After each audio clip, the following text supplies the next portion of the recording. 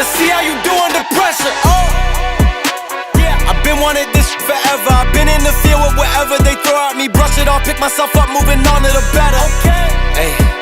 Yeah. Ain't no errors, baby, it's a new era. I wake up early, feeling rich like I'm Kesha. I get to the paper, boy. Extra.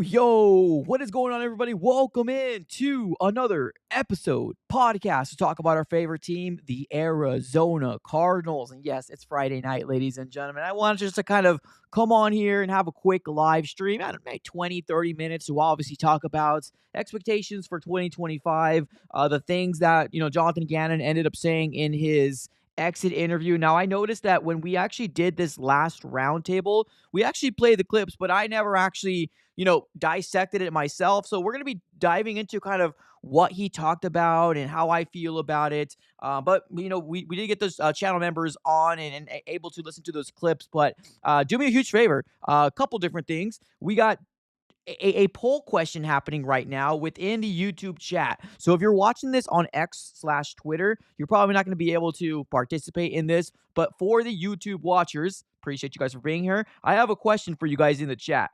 It says, where do you stand? Options are, Kyler Murray is my QB.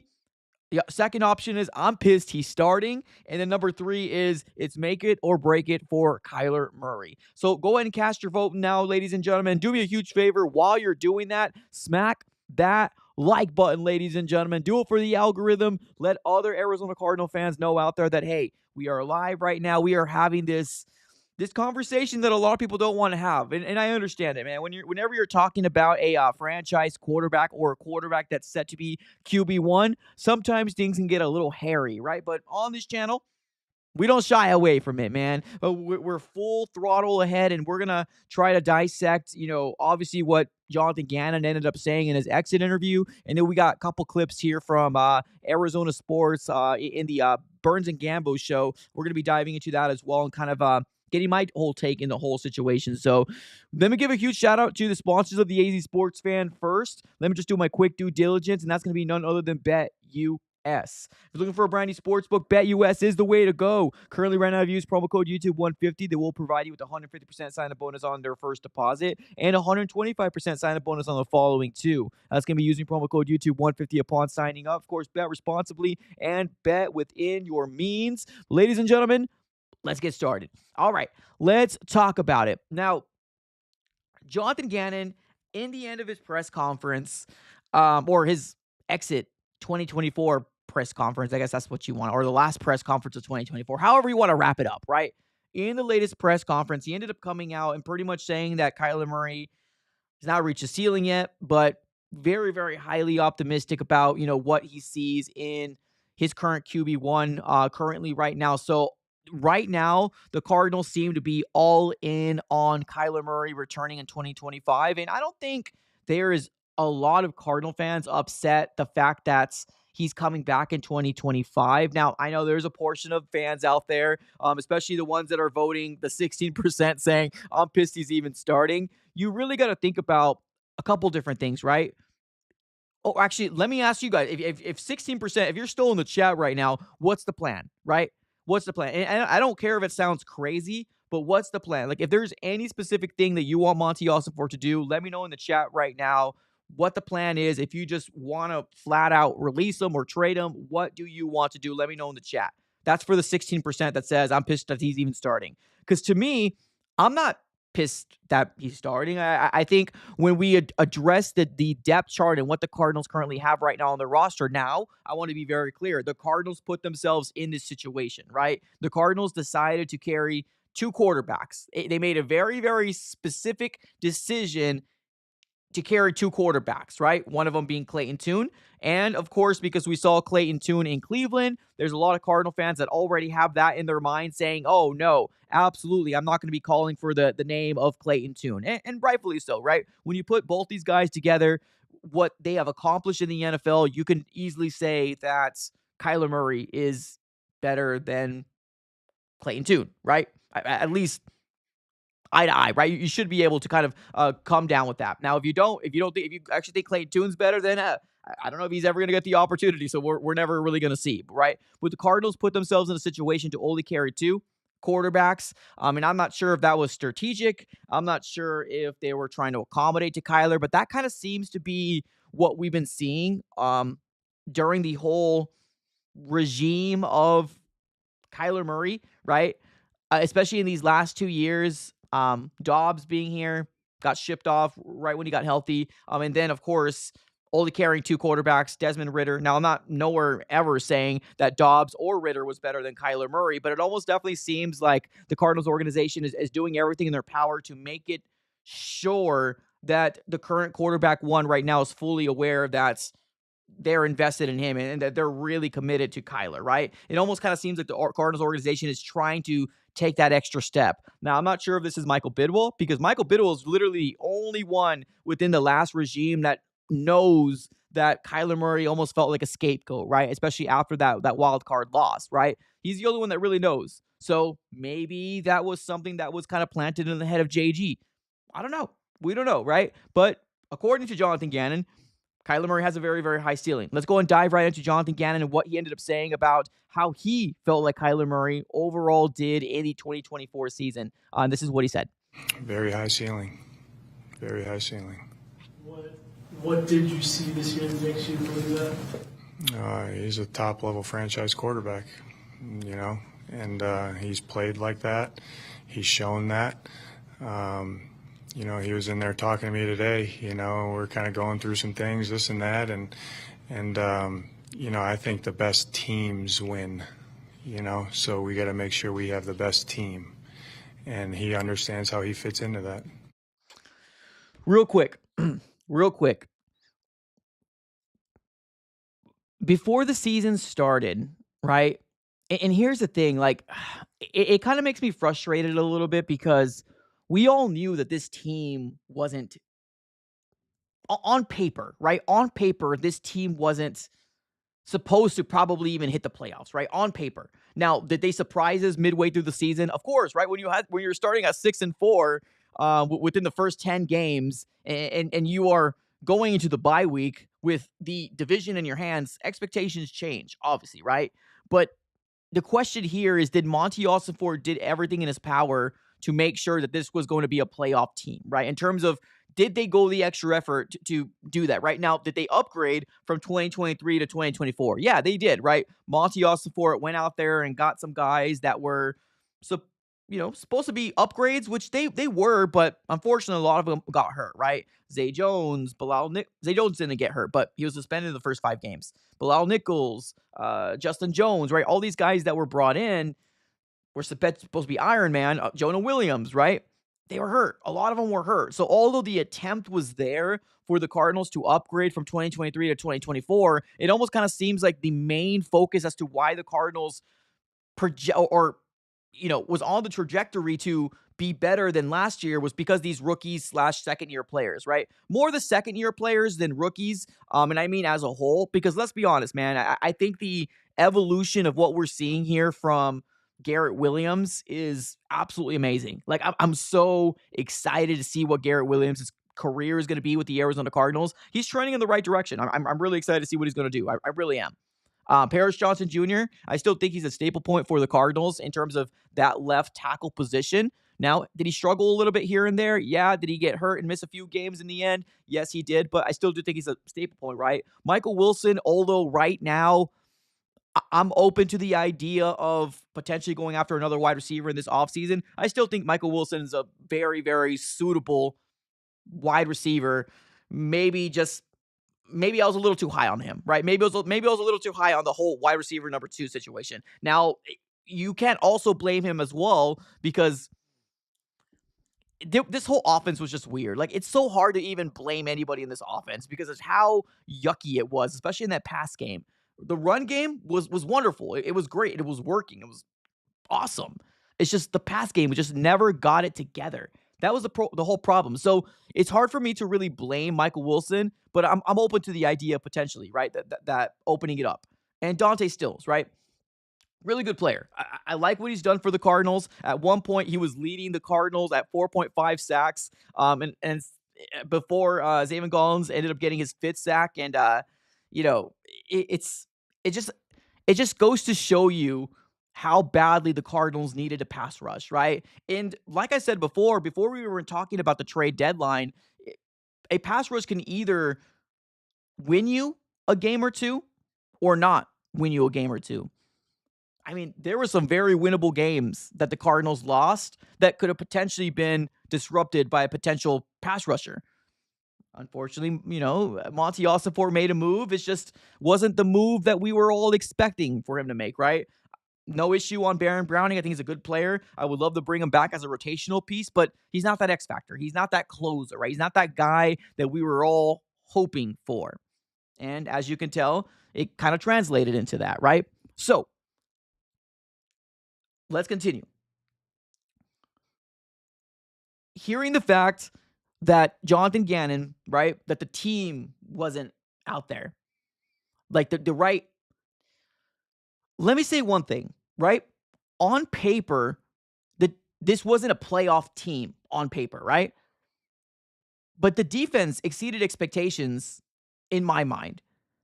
To me, I feel like the Arizona Cardinals offense was actually, like, the weapons were pretty darn good. Like, even if you do not want to count Michael Wilson, right? Let's just not count Michael Wilson. Let's not count the dog in what Greg Dortch is, right? Now I know it. Marvin Harrison Jr. didn't have the numbers of Brian Thomas Jr. Marvin Harrison Jr. didn't have the numbers of Malik Neighbors, right? But he still had 800 and some yards and 8 touchdowns, right? It's not like he had 200 yards and a touchdown. He was producing. He was good. Not great. Good. Is there things he need to work on? Of course. There's things he needs to work on, of course. But overall, I feel like the offensive pieces the Cardinals had was actually pretty darn solid. You go out, arguably one of the best tight ends in the freaking NFL in Trey McBride, and everybody's now starting to see it.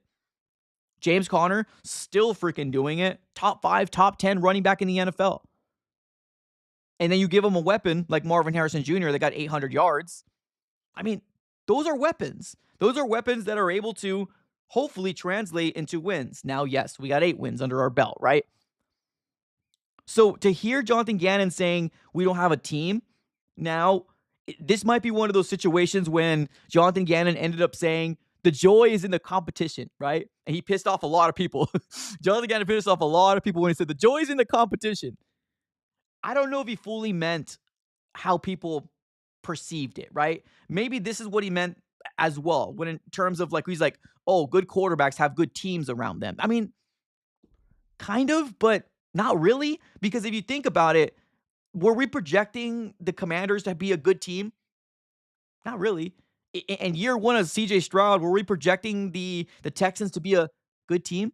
No, not really, right? So, like, there's a lot of things that we can counteract that specific statement, but, this is definitely something that obviously he's very high on Kyler Murray, and that's fine, because Kyler Murray is the best we got on this 53-man roster. Nope, no ifs, ands, or buts about it. He's the best quarterback that we got. So to be committed to a guy that's under contract that has guaranteed salary in 2025 is not far-fetched to say, oh my God, what is this organization doing? They are doing what Jonathan Gannon probably knew he was supposed to do when he got hired. He was probably told straight up, we're not going to get out of this contract unless we find a suitable option. You're going to have to ride with Kyler. And he's probably like, okay, I got this, right? I got this. Now, let's continue it, right? This clip right here, also from Jonathan Gannon, but in this clip, he's actually from, this clip specifically credited to Burns and Gambo of Arizona Sports. I want to play this clip right here and obviously dissect it here together as well. Let's dive into it.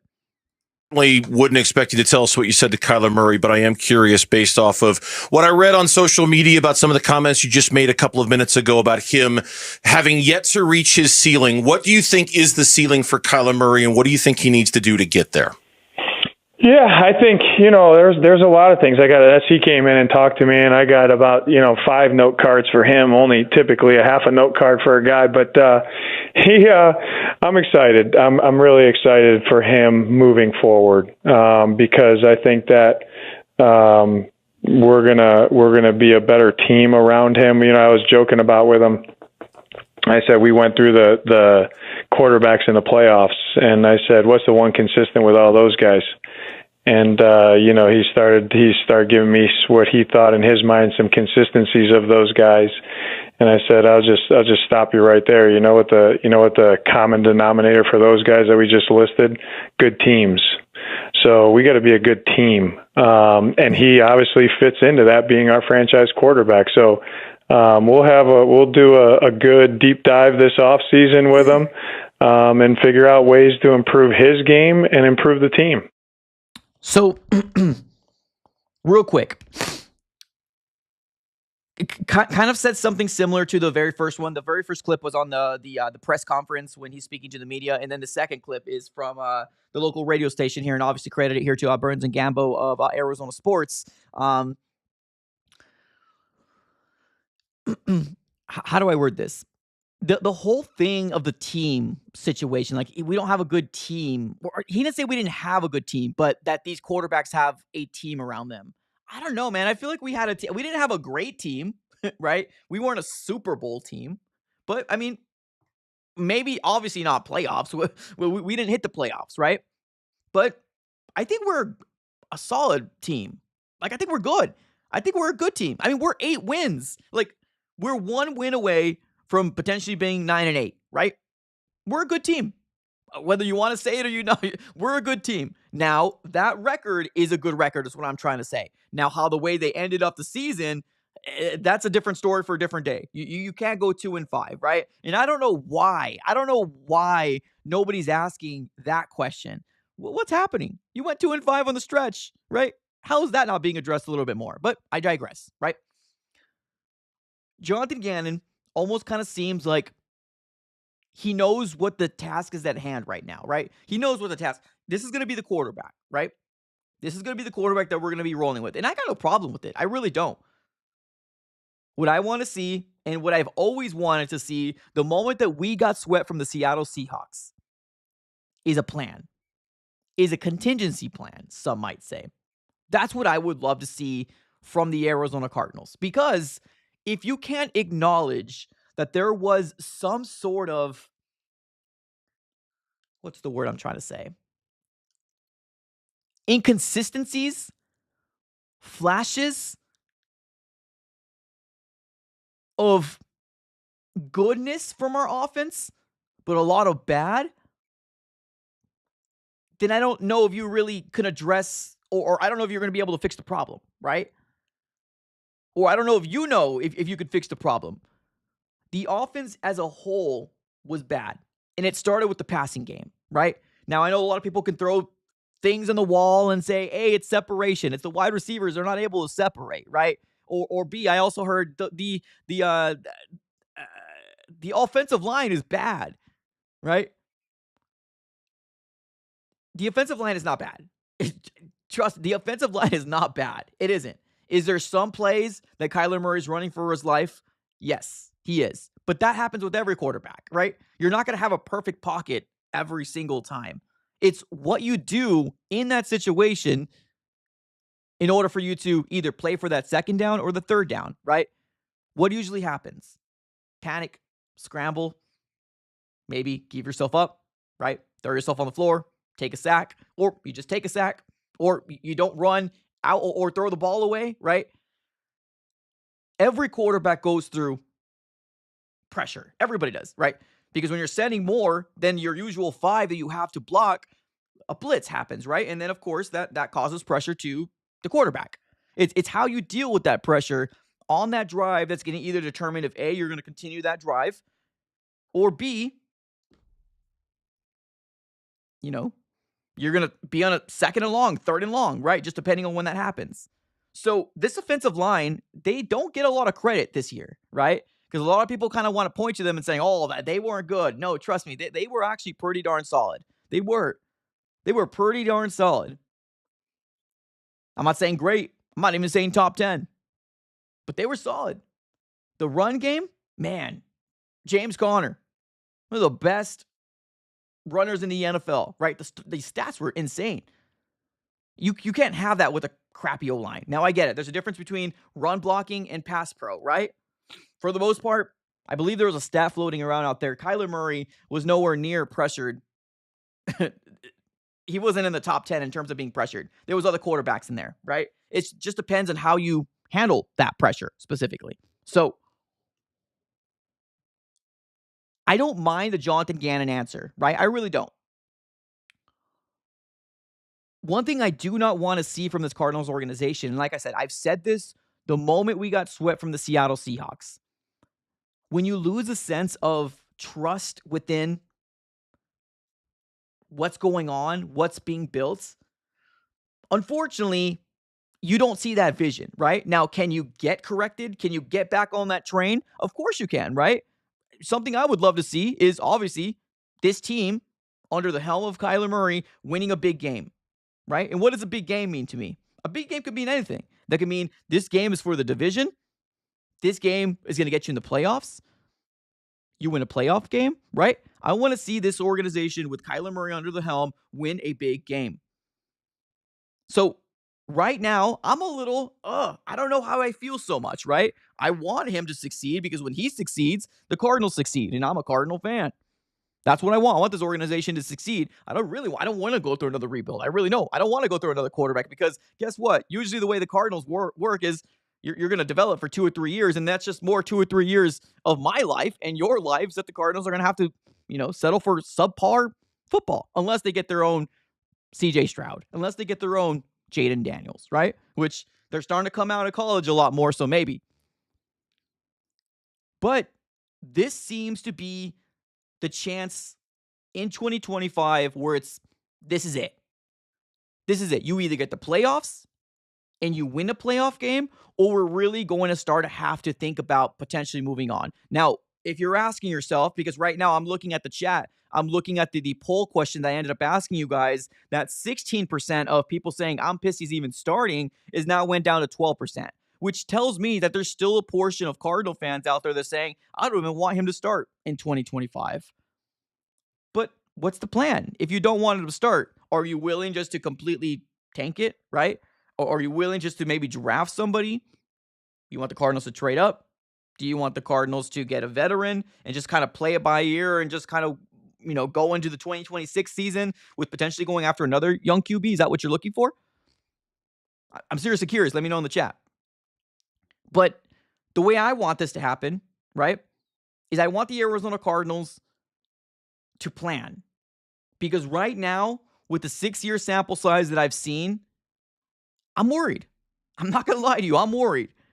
Now, Kyler Murray is probably one of the most electric quarterbacks. Actually, he's probably the most electric quarterback and the most electric athlete we had as a quarterback in an Arizona Cardinal uniform. Electric. The things he can do are absolutely crazy. Nuts.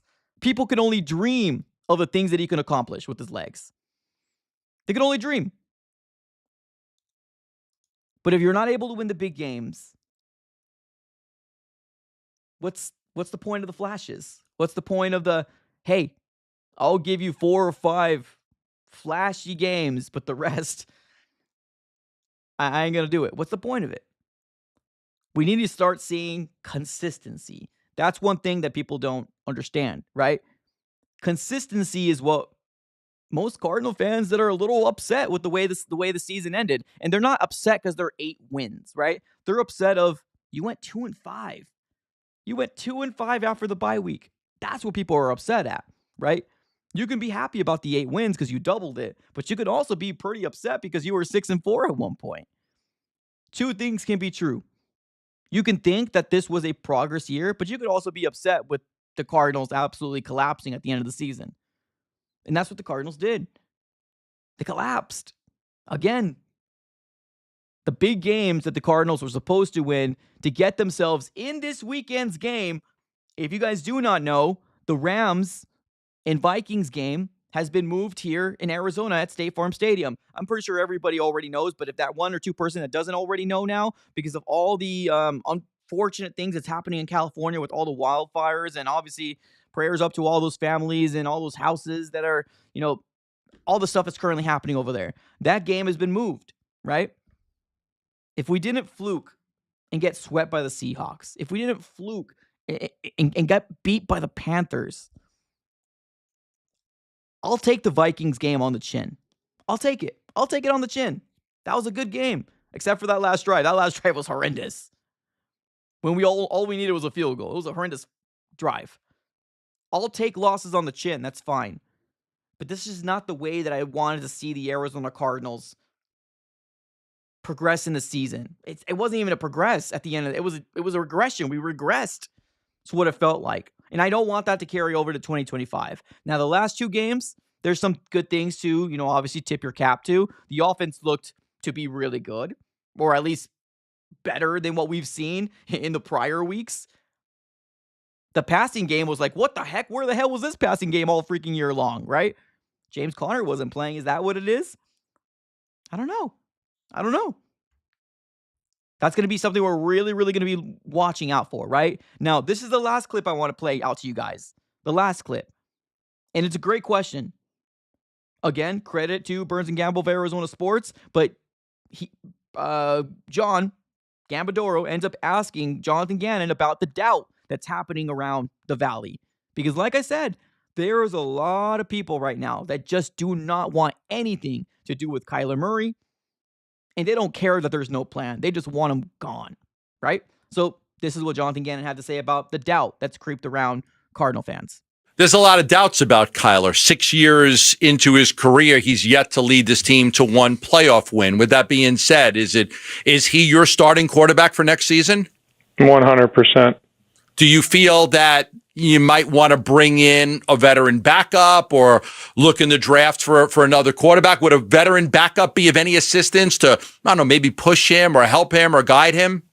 Yeah, I don't know that. I feel good about where Clayton's at, where I know he didn't get to play a lot in games this year, but I thought his development this year has been really good. And we're always going to do what's best for the team. I mean, that's, from top down. But there's no doubt in my mind he can get us to where we want to go. I mean, kudos to Jonathan Gannon, right? What do the kids say? Standing on business, right? Is that the equivalent of standing on business? He believes in his quarterback. That's fine. That's okay. That's good. Okay, good. Have the confidence. That's great. Have the confidence in your quarterback. That's cool.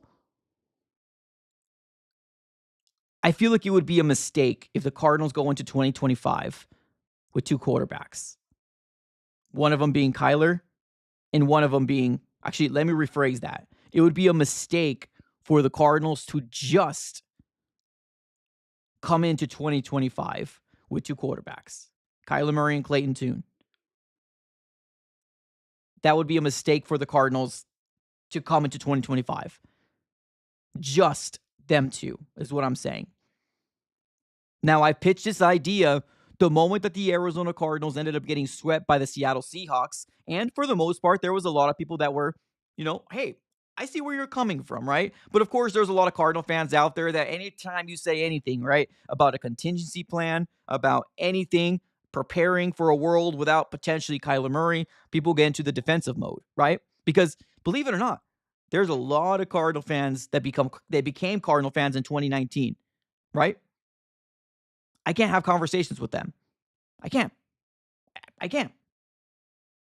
Because if you do not know what we went through prior, then it's hard to have a conversation, right?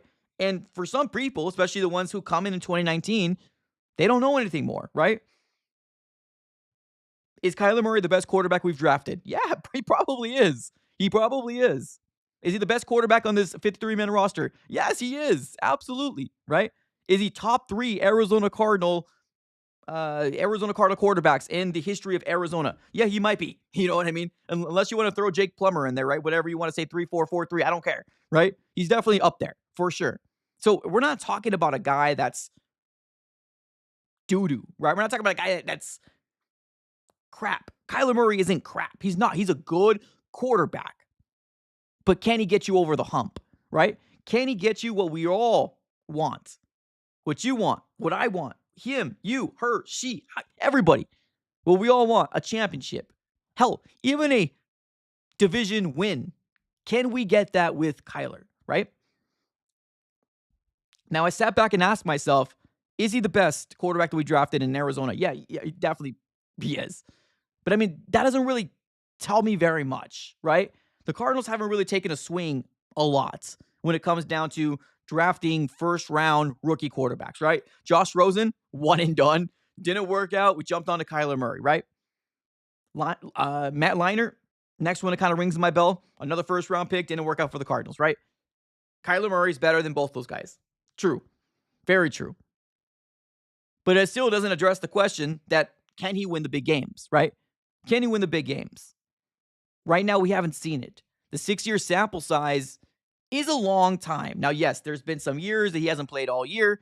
Injuries kind of came here and there with Kyler Murray. He hasn't missed a game due to injury every single year, but I believe he's been injured every year, with the exception, obviously, with this one, right? In terms of, we didn't hear that he's had an injury. I mean, there's a couple little things here and there, right? In 2024, but nothing to the point where he was held out, right? There was a sickness, stuff like that. But other than that, that's it.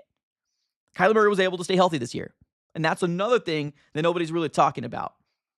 So what I would love the Arizona Cardinals to do, and I've said this once and I'll say it again, contingency plan is something that I want the Cardinals to really assess. They need to look at this offense with a clear mind, right? Take the I love Kyler Murray visions or goggles off, right? Take the I love Marvin Harrison Jr. goggles off. Seriously, address and assess this Arizona Cardinals offense and tell us, or you figure it out, because you're the coaches of the Arizona Cardinals, figure out how you can fix what the heck we weren't able to fix, with the exception of the last 2 freaking weeks of the season, right? Fix it. Because 2025, if you think this is loud, right, it's going to get worse. Way worse. Way worse for Kyler Murray if he's not A, going to get you the division, B, a playoff berth, or C, a playoff win. And on top of that, I think people are expecting double-digit wins. Obviously, you probably need to get double-digit wins to even get into the playoffs, so that's kind of going to the playoff berth, right? If you think it's bad now, it's going to get worse. Now, the Cardinals, are they going to put him in a better situation to get him a better team? I hope so. We got $82 million, $83 million right now to spend. Now, if, and I hope he does, Trey McBride gets extended, that does go lower, obviously depending on the contract. But the situation is, we have holes that need to be addressed. What can the Cardinals do with 82? Let's just kind of estimate here that the Cardinals are going to have like high 60s. Let's just say 68. Because after the contract extension of hopefully Trey McBride, we're probably going to live in a world where it's probably going to be high 60s. What can the Cardinals accomplish with that $60+ million to spend, right?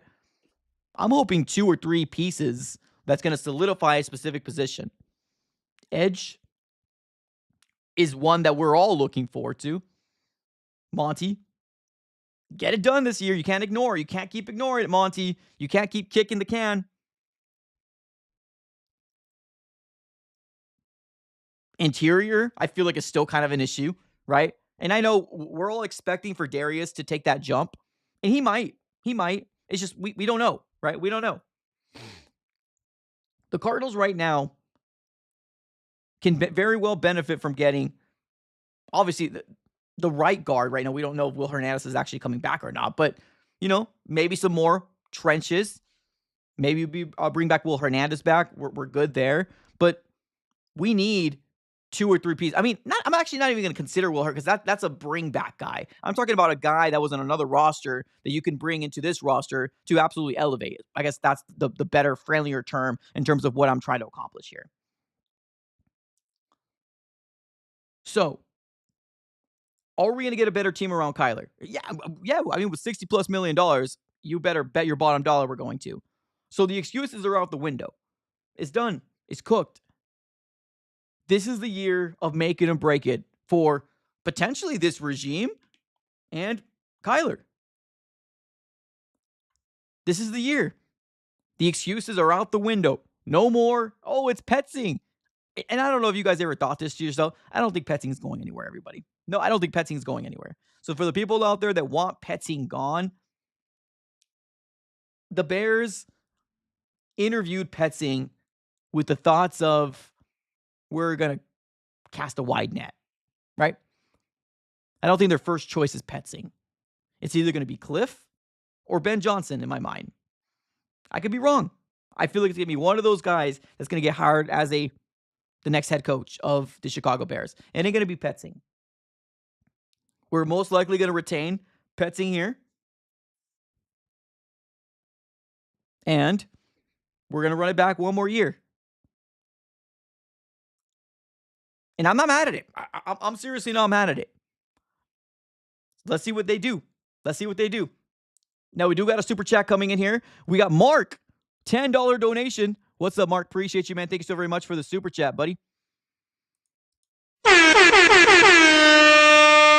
For the people out there that hurt their ears, I'm sorry about that. But here we go. Mark says, something happens after the bye week that we can't do anything. Is it coaching or Kyler or the locker room? Someone needs to figure it out. I mean, that's what it is, man. It's a situation that we're dealing with. What we thought was Cliff, right? We thought it was Cliff. We all band together, and the Cardinals organization decided to make a decision, right? Because I'm not going to come out here and say that the main reason why he was fired was because of fans. I mean, it probably was because of the 4-win season. And what happened in that locker room between Kyler and Cliff, you just needed to move off of, or you just needed to. You needed to. So, yeah, it's a big problem, man. 2-5. I don't know if any other organization would accept that. I don't know if anybody else would. A winning organization would probably fire somebody. Seriously. We had the division in our hands. We did. It was there. It was there for the taking. Unfortunately, the Cardinals couldn't get the job done. But yeah, you're right. Something happens after the bye week. Somebody hopefully figure it out. I mean, Cliff wasn't able to. And let's be clear. This happened throughout the Cliff Kingsbury era as well. A lot of people don't really talk about the 2020 season, right? In 2019, expectations really weren't there. Kyler was a rookie. We won 5.5 games. It was cool. It was good. It was all right, right? Second year, we had a chance to get into the playoffs. And guess what? We failed 2 times at the end of the season because we couldn't beat backup quarterbacks in either the Rams or the 49ers. We couldn't beat a backup quarterback in 2020. 2021, we got back-ended into the playoffs. We know what happens in the wild card. We know what happened. And then after 2021, 2022 happened. We know the blow-up. 2023, Jonathan Gannon, and now 2024, right? So you're right. It's a serious problem. It really is. Are we going to be able to get it fixed? I hope so. I sure as heck hope so. Because if they can't fix it, so I don't know if anybody will be able to, right? But going back to what I was saying, what I want this front office to think is to prepare for the worst and hope for the best. I think as long as I see this front office acknowledge that there could potentially be better quarterback play, and I don't care if you bring in somebody that's completely just not... Actually, let me rephrase that. No, let me rephrase that. What I would love this organization to do is either 2 things, right? Now, they can do both of them if they want. It's up to them. But a good organization and a good GM prepares for the worst and hopes for the best, right? Green Bay did it with Love. The Eagles did it with Hurts. Green Bay did it again with Rodgers. Kansas City did it with Mahomes. You got to try to have a succession plan because the general manager, Monty Ossenfort, I remember very, very specifically, he said he looked to the locker room and said, my job is to replace you. That's my job. Now, obviously, the players in that locker room didn't take that too well because, of course, when a new guy comes in here and says, my job is to replace you, that somehow doesn't sit too well, right? But, of course, it's his job. Then let's put those actions into words. let's put those words into action. Bring in a guy that either A, can compete for a quarterback position, or B, draft a quarterback in the late rounds. Somebody that you really, really like. Potential, right? And I know we have a lot of holes. But overall, the biggest hole on this team right now is that defensive line. And if you can't address at least one position in free agency, I don't know what Monty's doing. I really don't. So you should be able to allocate one of those positions, especially if it's a late round pick. Throw a flyer. See if the Cardinals could potentially bring in a young guy in here. Put in fear to our current quarterback that this job isn't for certain. Every single year we've had Kyler, he's never feared for his job because he's always been the better quarterback. Now, are we going to be able to draft a late round pick and he's going to be a better quarterback? Probably not. But it does still show that, hey, we're keeping options open. We're keeping all options open. So I would love my general manager to do just that. Now, I know there's been names out there floated around. Justin Fields. Tyler Huntley. Malik Willis. Those are all good names that I'm willing to take a swing on. I ain't gonna lie to you. I'm cool with it. Take a swing. You're gonna miss every chance. I don't know that quote, but if you don't take a swing, you're gonna miss everything, right? The Cardinals need to prepare for the worst coming into 2025. Is Kyler QB1 or QB1? Of course. Best quarterback we got right now on this roster. There's no ifs, ands, or buts about it. And if that rubs Kyler Murray the wrong way, I mean, we believe in you. But this is a general manager thing, right?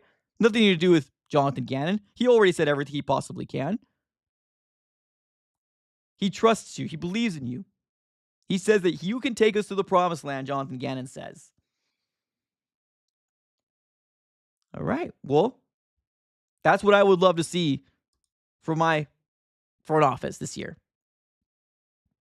Bring in another QB that can potentially fight for a position at the quarterback role. Is Kyler probably going to beat them out? Probably. But plan for the worst. You never know. Or draft somebody in the later rounds. Let me get to my guy Jake with the super chat. What's up, buddy? He says, let's talk about the real issues. You see that tab the rookies had to pick up? Yeah, I saw that. Yep. I saw that. That is a real issue. Yeah, if you don't know what my guy Jake is talking about, there was a video floating around social media that there was a lot of people eating at dinner, and they racked up a tab of $120K. That's it. Chump change. Right, just $120K. No big deal. No big deal. Just $120K. What the heck are you eating? Gold? What the heck? I know it's steaks, but damn. That is an issue. That's a big issue. I probably wouldn't have came to that dinner. I probably wouldn't have. Probably would have made something else. I'm sick. We'll see, though, right? So as 2024 comes to a close, I'm actually kind of happy, to be honest with you. I'm happy that I'm done with 2024. My mind and focus is on 2025. What can we do to get this team better, right? What can we do? And I'm talking about we because I'm involved emotionally in this damn organization. I'm not the ones making the decision. Obviously, that's Monty Ossenford in this front office. The full trust is still there. It's just I need to see Monty Ossenford be better in free agency. I want to see Monty Ossenford win a freaking trade. That's what I'm looking for in year 3 of Monty. I like your drafts. I think your drafts are actually pretty darn good. Some people might not like them. That's fine. To me, I think they're actually pretty darn solid. So, as we close this out, we got Super Wild Card Weekend coming our way. Super Wild Card Weekend coming our way, ladies and gentlemen. I want to do a real quick, I guess, prediction. I guess it's the best way to describe prediction. I guess is what they say. Yeah, let's do that. Let me know who you guys got, right? Let's stop talking about this team and focus on 2025 because, frankly, I'm done with 2024. Let's do this, ladies and gentlemen. Let's predict what's going to happen on the Super Wild Card Weekend just this weekend.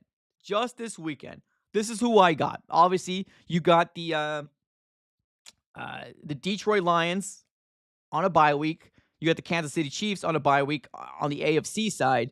But these are the matchups that we're going to be blessed with this weekend. And honestly, I think it's a really good slate. I think it's a really good slate of good games, and I'm so darn excited to get some playoff football under my belt because, man, I'm just trying to get my mind off this Cardinals and really look at these teams and see what they can accomplish, right?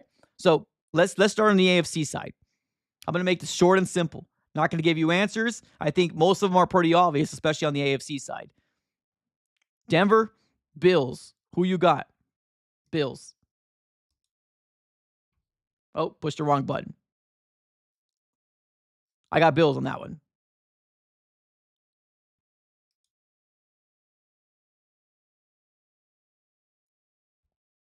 Pittsburgh, Baltimore. Baltimore all the way, man. Baltimore all the way. Chargers, Texans. This one's kind of a toss-up, but I do feel like the Texans are struggling a lot offensively, especially with Tank Dell going down. I think the Arizona Cardinals. Wow, I said Arizona Cardinals. I apologize. I think the Chargers are going to win this game. See, I can't get them out of my freaking mind. Dang you, Cardinals. Can't get them out of my mind. So, going back, Chargers or Texans. I got the Chargers on this one. So, on the AFC side, Bills, Ravens, Chargers. Let me know who you guys got. Let's look at the NFC side. I got the Eagles. I got the Bucks. I get it. Washington's 12-5. The Bucks are 10-7. But give me some freaking Baker Mayfield, man. I got the Bucks, and then I got the Vikings. The Vikings beating out the LA Rams. Call me crazy. That's fine. Call me crazy. That's fine. But that's the way that I feel like the Super Wild Card Weekend is going to show out. Let me know who you guys here got in the chat below. But boy, we got a banger. We got a banger coming our way. We got Roger Morales. What's up, Roger? A Rams fan. What's up, man? Appreciate you for being in the chat. $20 donation coming our way. He says, just wanted to say thanks to the AZ Cardinals for helping out the Rams. Well, thank you for the generous donation. That's amazing, man. Yes, if you guys were not aware, the Arizona Cardinals right now are going completely, they are doing fantastic things right now. Like amazing. It's really cool what they're doing. This game's going to be playing in State Farm Stadium with all this wild, crazy stuff that's happening in California. Obviously, prayers up to everybody that's lost their house and hope everything gets resolved. It's pretty bad in California right now. But to start off, right, they're playing here at State Farm Stadium.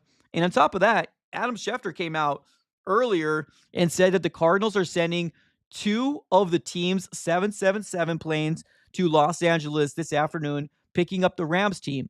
Its staff, their families, 6 dogs, 2 cats. Yes, 6 dogs and 2 cats per an official, and bringing them to Arizona tonight. Cardinals are turning over their training facility for the evacuated Rams to use in advance of their Monday night versus the Vikings game at State Farm.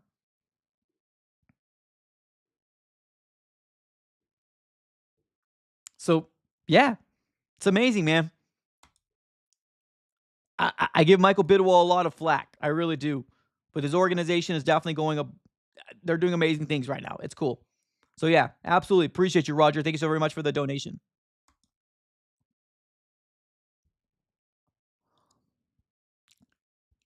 Mark in the chat says Eagles, Commanders, Vikings. So you got the Commanders, I got the Bucks. Okay.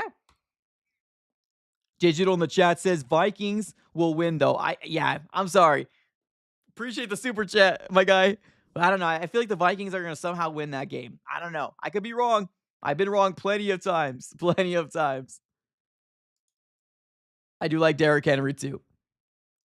No, I'm excited, man. I'm excited.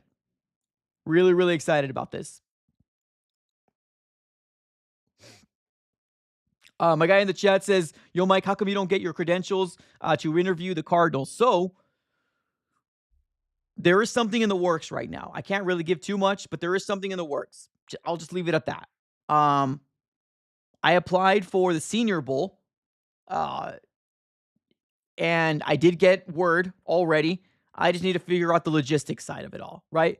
Because flight, hotel, car, that's all out of your pocket, right? So your boy might be going to the Senior Bowl. Now, shout out to Roundtable Sports, which I'm a part of, doing amazing things right now. If you guys do not know what the NFC West Roundtable, every Tuesday at 7 p.m. AZ time, we go live and speak with the Rams co-host, 49ers co-host, Seahawks co-host, and I'm obviously the Cardinals guy. Great show. Roundtable Sports, going places. So right now, I'll just say, in the works. In the works. I'll leave it at that. But ladies and gentlemen, thank you. I'm going to close up shop right here. I want to thank every single one of you guys for coming on here and obviously shooting the SHIT with me. It's been amazing. Absolutely amazing. Thank you, everybody. Really, truly appreciate it. Everybody that's actually casted a vote on the YouTube side, thank you. I'm going to keep this poll until, obviously, the live shuts down, and we're going to go ahead and take it from there. But actually, let's look at the results now. We got over 120 responses. I asked you guys, where do you stand? Kyler Murray's my QB. That's 43%. I'm pissed off he's starting is 9%. And it's make or break it for Kyler, and that's 48%. If I were going to cast my vote, it would be right there too. It's make it or break it for Kyler. That would be where my vote goes to. So, thank you, ladies and gentlemen. It's been an absolute pleasure. Everybody, have a great rest of your Friday night. Seriously, enjoy Super Wild Card Weekend. It's going to be a very, very fun one. Another shout out here to Roger, Jake, Mark. Thank you so very much for the super chats. Absolutely do appreciate it. Do me a huge favor. Smack up the like button on your way out. Another shout out here to the sponsors of the AZ Sports Fan, BetUS, which is powering the AZ Sports Fan here throughout the entirety of the 2024 season. Thank you so very much. And everybody, have a great rest of your night. And as always, go Cardinals.